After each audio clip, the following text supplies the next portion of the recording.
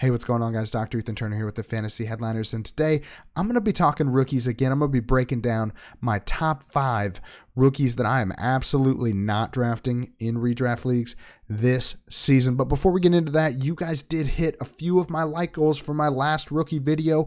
So if your name is up on the screen, you are getting a rookie injury guide courtesy of the doc for free, okay? Make sure you email info@thefantasyheadliners.com and Jake will hook you up with those sweet rookie guides. The like goal is the same for today's video though. For every 250 likes, I'm giving away another rookie injury guide to somebody that comments down below.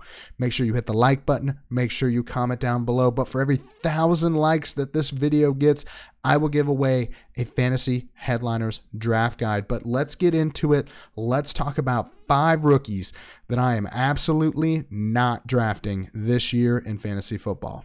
All right, guys, first guy up on this list is Chris Olave, wide receiver for the Saints.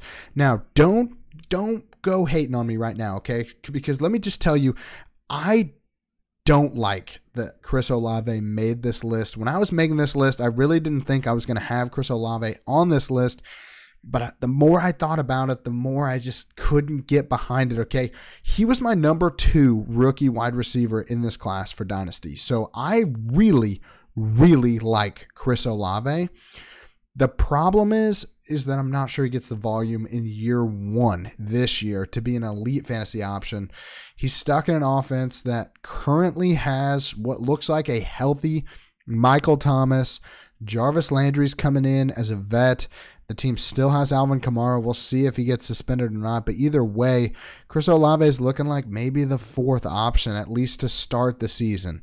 Okay? I do think that Chris Olave is going to make some incredible plays for the Saints. The problem is that I just don't think he's going to get the volume for the bulk of the year that's going to justify the cost. Right now, he's kind of going in between Michael Thomas and Jarvis Landry and ADP, kind of right around that 10th, 11th round, and I'm just not able to buy it. I do think Chris Olave is going to be great. I just don't think it's going to be in year 1. Up next at number 4, another guy that I actually don't mind the price of. The problem is I hate the situation, and that's Kenneth Walker, running back for the Seahawks, okay? Really hard addition to the list just because I think Walker is a really talented runner. The problem is ADP is almost identical to Rashad Penny's.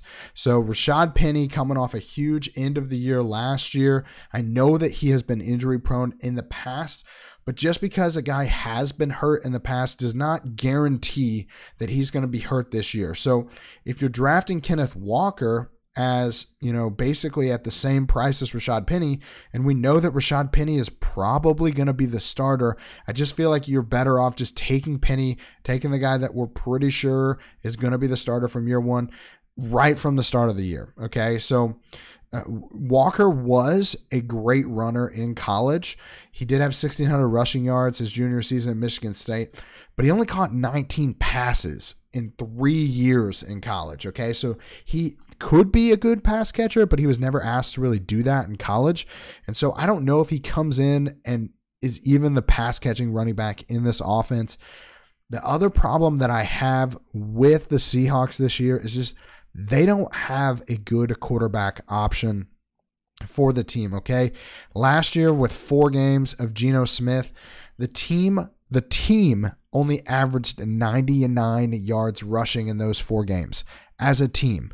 So you're telling me that you're going to split 100 yards a game between Rashad Penny and Kenneth Walker? I just don't see how Kenneth Walker, even if he is getting 50% of the workload, I just don't see how he can pay off at this price. The other thing is that you're giving up an elite option at wide receiver right where he's getting picked in the 8th, 9th round.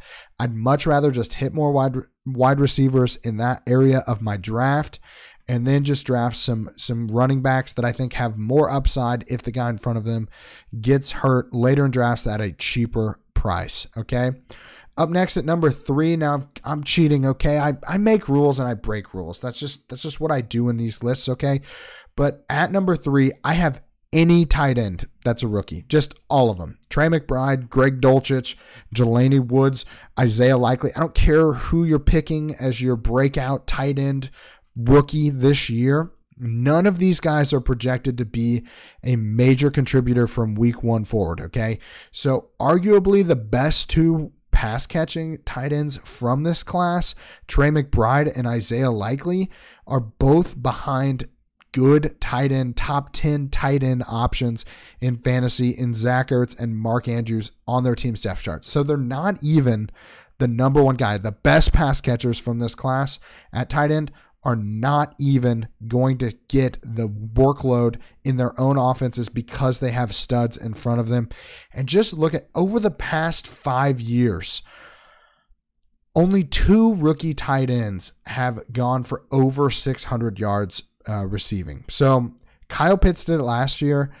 Evan Ingram did it in 2017. And you have to go all the way back to 2008 before you find another tight end that went over 600 yards.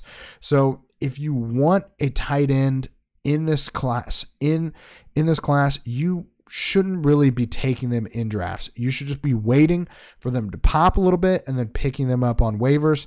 In the meantime, I recommend getting a stud tight end this year just because that's how I like to draft, especially at the top of the drafts. Give me Travis Kelce at his ADP. Give me Mark Andrews, Darren Waller, Kyle Pitts even at their ADPs. Don't play around with the rookie tight ends. You're just asking for trouble. Up next at number 2, we got Jameson Williams, okay? Now, say it with me. I will not draft players who tore their ACL this calendar year, okay? If you tore your ACL in 2022, I do not want you on my fantasy team this year, and Jameson Williams fits that criteria. He's very talented as a wide receiver, but he's coming off an ACL tear in January, and it's just hard to come back from that, okay? Studies show that pre-injury production takes a full 12 months before you get back to that pre-injury production. It takes 12 months, okay? So you're not getting peak Jameson Williams until December, January at the earliest, okay? And the highest risk of compensatory injuries happens in that first 12 months as well. So if you draft Jameson Williams in your drafts this year, you are assuming all the risk and just hoping for like a very minuscule chance at a reward if he is even a viable wide receiver option for the Lions, okay? The team is just not playing to win this year. They actually said, there's video of this, in the draft room, they said that they didn't need a guy right now. The team said that they were drafting Jameson Williams because they didn't need a guy right now. That's all I should have to tell you that Jameson Williams is just not going to be the guy for you for fantasy. If you want more upside from day one, look at some other rookies that are going even later in drafts. Jahan Dotson, George Pickens, Sky Moore, Tyler Algier. We talked about a couple of those guys last week in my guys that you should be drafting. Those guys are all going after Williams in drafts right now based on their ADP. And I think all of those dudes have a chance to outscore Williams in fantasy this season. But up here next at number 1, this one hurts me a little bit, but it's my boy, Kenny Pickett. I didn't even think I was going to need to put Pickett here. I thought, no chance. He is being drafted high enough to justify his inclusion on this list. No way. There's no chance that people are taking the backup to the backup in Pittsburgh at quarterback. No way.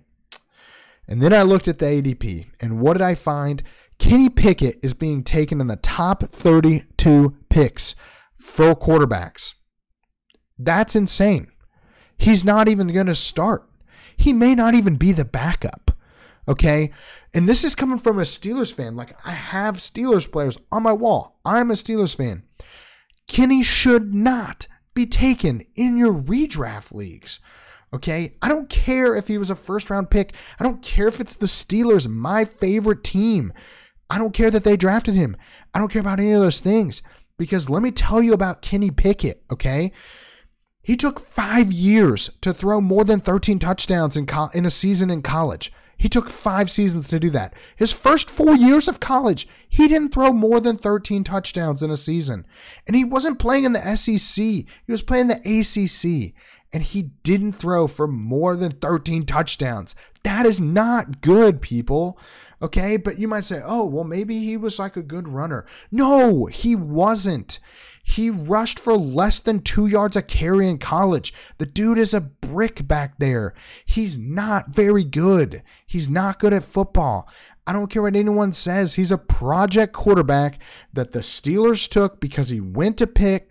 And the Steelers just love drafting guys that went to Pitt, okay? They are using him. They're grooming him up. They're hoping he can turn into something. But if it took him 5 years to adjust to college, how long do you think it's going to take him to adjust to the NFL? If you want a quarterback from the Steelers, you need to take Mitchell Trubisky. And that's really the only guy that's worth taking right now. And you can get him after you could draft Kenny Pickett. Let someone else draft Kenny Pickett, and then you take just a flyer on Mitchell Trubisky. It's just absolutely stupid. He is my #1 pick in this video because he is not going to be good for fantasy football this year. None of the quarterbacks have a chance to be good at fantasy football this year, but Kenny Pickett is a trap, and if you are drafting him, I am sorry. So that's it, guys. My top 5, well, kinda, rookies that I'm avoiding in redraft this season. Make sure you leave a like, comment down below to try to get one of those rookie injury guides every 250 likes, or every 1,000 likes, a Fantasy Headliners draft guide. That's all I got for you guys this week. Look forward to hearing some conversations down below about how wrong I was, and I'll see you next week.